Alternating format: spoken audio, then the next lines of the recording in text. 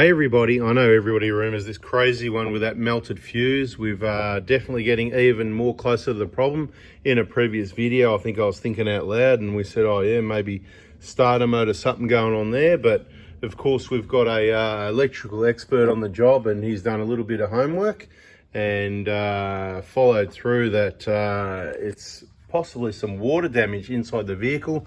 And we've got those components out. I'm about to show you that. At this point, I just want to show you, I'm pretty confident this is your starter motor relay. So if you wake up in the middle of the night and your car's going, if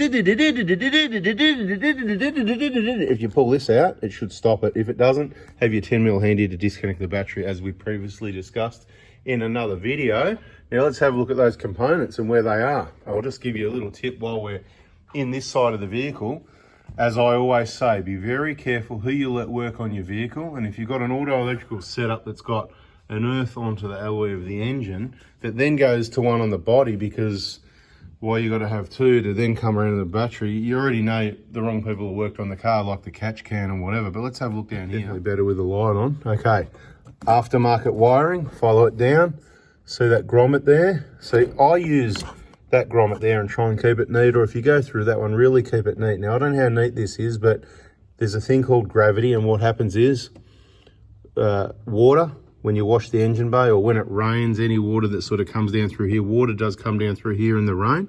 So it's not just an engine bay wash. You can see, you know, crack in the bonnet can go down there, down here. Anything that hits that wiring there through this up here as well is going to run down the wire and go inside the vehicle. You remember, this is definitely not the vehicle that we want to be working inside the vehicle, isn't it? Somebody on the comments on YouTube, what do you call it? Not a disgrace, the derelict one that's had bugger, not good maintenance. Anyway, somewhere there's a light set up, somewhere down up under there somewhere. All right, you can see all the plugs and everything unplugged. I'm not even getting down there. I didn't even have a look. I'm not even down. But somewhere there, we'll show you the connectors though.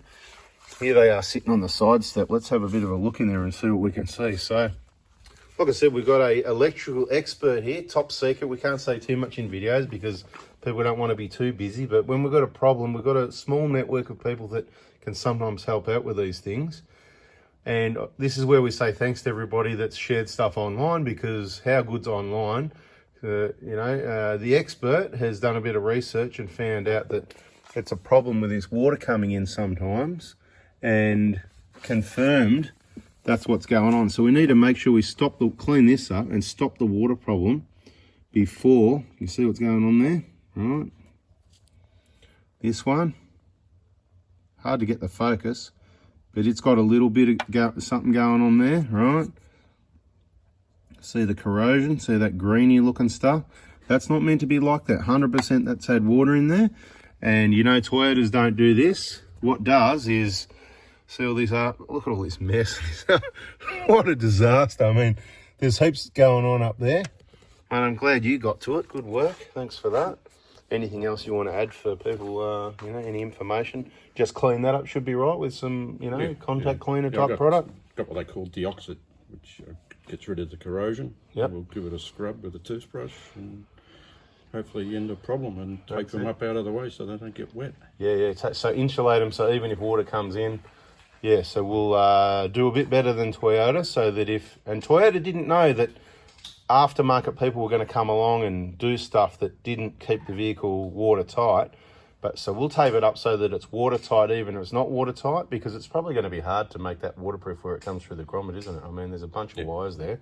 Short of redoing it all and putting, nice tight holes and grommets around things and a lot of Celastic, which I don't think there's that much water coming through. It only takes a little bit. Would that sound right? Yeah. And there was a little bit of moisture was in there as well, wasn't there? Yeah. So it was a little bit wet, so it could have happened again any minute, which is why I disconnected the battery overnight, because getting woken up at 4 o'clock in the morning once was enough for me. So a lot of good information here. You might not have heard of it before like me. I heard of it, but I didn't know much about it. But thanks to our expert doing some homework and being keen to have a look and find out what the problem is. That's the cause of your problem right there. You've got a few solutions and something else to go check on your vehicle so it doesn't happen to you. I'm going to make a suggestion that roof racks leaking as well do cause problems. So make sure your roof racks are sealed properly, because it could run down the pillar as well if it was you know, facing downhill, and would that end up at the same spot? Would you say it's from that wiring bay grommet, engine bay firewall grommet more likely than the roof rack? Yeah. What do you reckon? Yeah, probably. Because this would probably more run more to this end of things, and it's not here, is it? It's up there, is my understanding. Is that right? So this is the stuff here that you could damage if you've got a leaking roof rack, and at the other side, that's where your other expensive computer is, so, and other bits and pieces. So you don't want roof racks leaking. Make sure they're sealed up, whatever you do.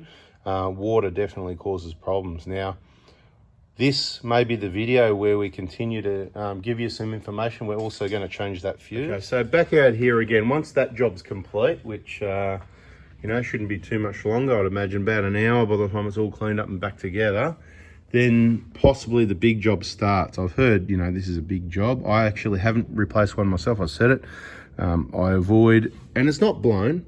We're going to have to cut away a bit of there's a few, because you can see if you wobble it, it's hard for you to see, but if you wobble it, probably this is going to need to be split to get access, which means that plastic there will need to be cut off to slide that out. But then hopefully we can avoid replacing stuff, because we need to be able to get the fuse out. So there's a possibility, if this doesn't work out, we're still going to have to go to the wreckers and get a replacement box. Could be a better option than some of this bit of plastic here from Toyota, 150 bucks for that bit, and there's other bits and whatever, right? So we're going to give you some info, but it's going to start, we'll do that in another video. I'll just say the sort of things that are involved is get the battery completely out of the way, all right? So just take that out, disconnect it out, get the power steering out of the way, this is your injector driver, get that out of the way, fuel filter out of the way, get everything around it out of the way so that we can unbolt it, turn it around, get access, and then possibly get it right out of the vehicle. Depending on the situation, we'll have a look at it, work out, you know how I say, sometimes extra work makes the job easier. Sometimes extra work is extra work, and all we need to do is turn it around and access it. But there's a few people I know that have done these, and they're definitely, it's a definitely PITA or PI, pain in the B, PITB, pain in the butt. So anyway, we'll have a separate video on replacing that, hopefully with a bit of information, a bit like this one. Hope you liked it. Hit the like button, subscribe, turn the bell on, and we'll catch you on the next one. See ya. These cleaning jobs aren't cheap. This stuff is the good stuff, but 50 bucks, all right? So bada bing, bada boom. Keep your old toothbrushes. Make sure you got 50 bucks, or get in there and clean that up, and make sure you got no water coming down to your connectors. Thanks for watching. See ya. That's the good stuff, mate. So is that better than your normal El Cheapo electrical contact cleaner that I get from Repco for $3, $4, $6, whatever it is? Yeah, it's acidic, so it attacks the corrosion. Beautiful. Have fun. Thanks for that.